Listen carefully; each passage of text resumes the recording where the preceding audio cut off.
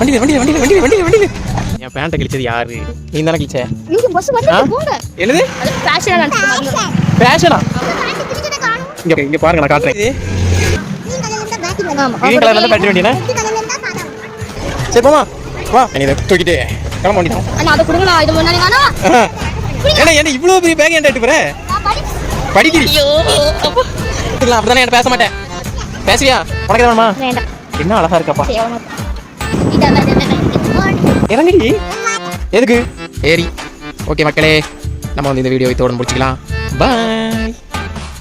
என்ன ஒழுங்க ஓடிது? ஏய் மறுபடியும் சொல்லிட்டு போ.